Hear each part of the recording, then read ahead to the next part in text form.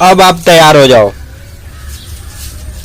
जी हाँ मेरे दोस्तों, अगर आप चाहते हो कि मैं गांव में रहता हूं और मैं बेरोजगार हूं, कोई भी ऐसा बिजनेस आपको नहीं दिख रहा है, तो दोस्तों आपको आज के वीडियो में मैं एक ऐसा तरीका बताने वाला हूं जो अभी का जो महीना चल रहा है, ये सितंबर का महीना खत्म होने जा रहा है, इस समय से लेकर के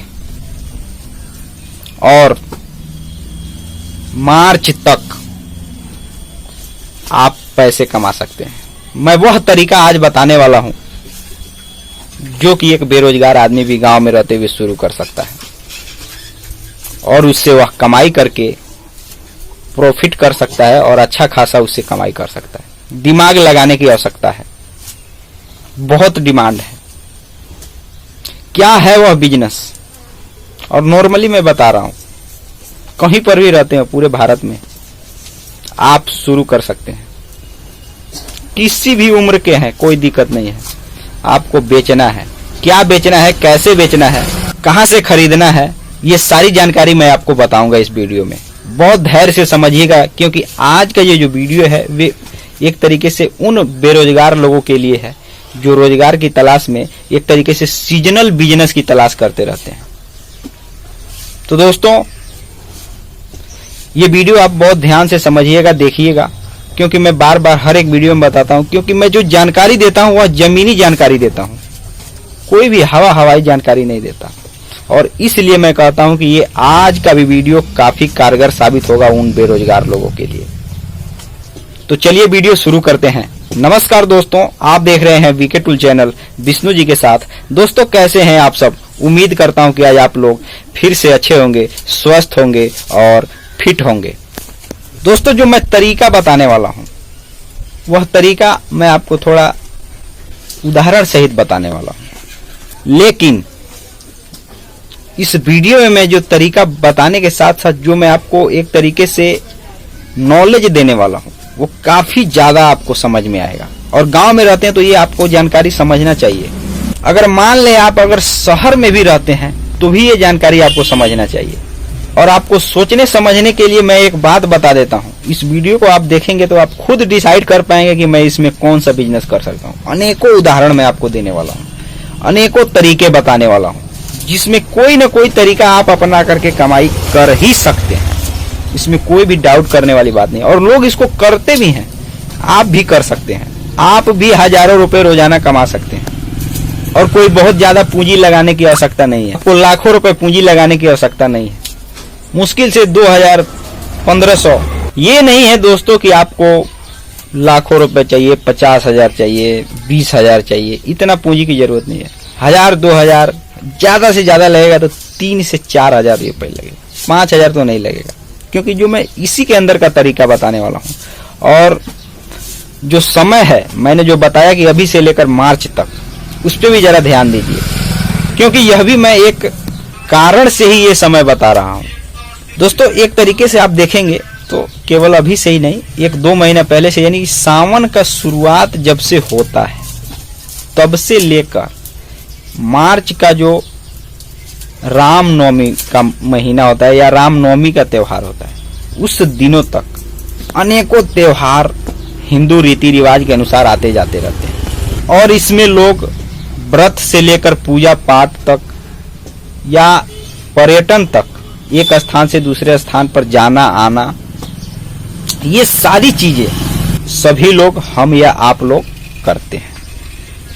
और मैं आपको ये बात इसलिए बता रहा हूं कि जो इससे जुड़े बिजनेस के बारे में लोग जानते हैं वह इधर उधर नहीं जाते। वह जब उनका समय शुरू होता है वो लग जाते हैं अपने बिजनेस में। क्या है वह बिजनेस, कैसे शुरू किया जा सकता है, ये आपके भी मन में इतना बात सुनने के बाद ये आ रहा होगा कि क्या मैं बताने वाला हूं। तो दोस्तों मैं वही बात बताने वाला हूं जो कि एक तरीके से सीजनल व्यापारी ये सब चीजें बेचते हैं और वो पैसे कमाते हैं। वो एक एक सीजन में लाखों रुपए तक की कमाई कर लेते हैं। तो चलिए दोस्त बताते हैं कि वो कौन सा बिजनेस है, उस बिजनेस के बारे में बताते हैं। ये बात अगर आप किसी व्यापारी से आप पूछो तो 100 में एक ही व्यापारी होगा जो आपको बता सकता है। बाकी 99 लोग तो बताएंगे ही नहीं कि इसमें कितना फायदा होगा, कितना मार्जिन होगा। लेकिन आप देखेंगे कि भीड़ लगा रहेगा, सभी लोग बेचते रहेंगे, लेकिन फायदा कोई नहीं बताएगा। एक व्यापारी वो भी किसी तरह बताएगा, बहुत आप उससे रिक्वेस्ट करेंगे तब। तो दोस्तों क्या है जानकारी, जो कि एक तरीके से त्योहारों का बिजनेस। त्योहार तो हम आप सभी मनाते हैं, लेकिन उसमें त्योहारों में या व्रतों में लगने वाले सामग्री, जिसके लिए एक तरीके से सबसे मशहूर पूरे भारत में देखा जाए तो केला और सेब, इसका जो बिजनेस है ना, त्योहारों के समय काफी ज्यादा मात्रा में डिमांड होता है। ये आप देखा है कि नहीं देखा, ये आप कमेंट करके बताइएगा, होता है कि नहीं होता है।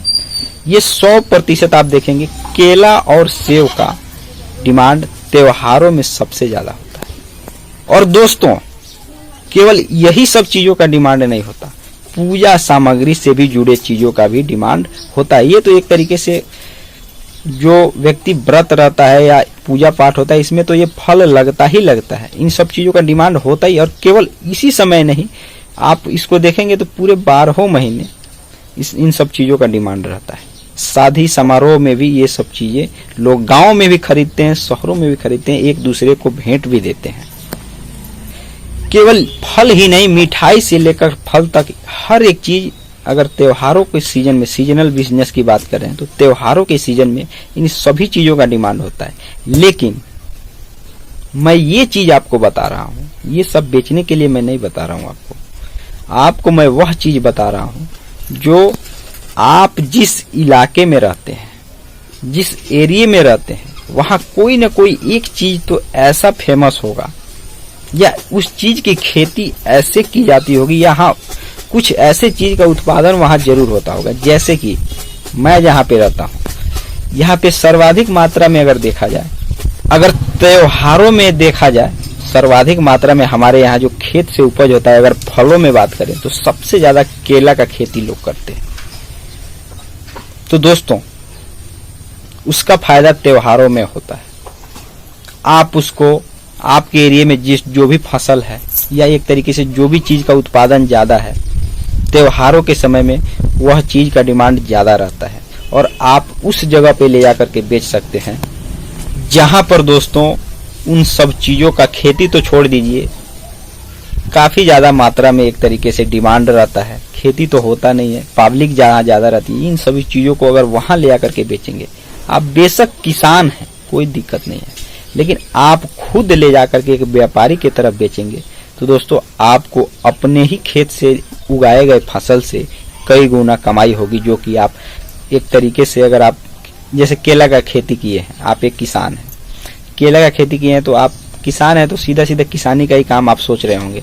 लेकिन अगर आप उसमें व्यापारिक दृष्टि से भी देखेंगे और खुद ले जाकर उस मार्केट में, उस बाजार में, उस जगह ले जाकर के बेचेंगे जहाँ पे उसका डिमांड होता है, लेकिन वहाँ खेती लोग उसका नहीं करते, क्योंकि वो सभी जगह हर एक चीज की खेती नहीं की जा सकती। जैसे सेब की खेती अगर कहा जाए तो हमारे यहाँ नहीं की जा सकती।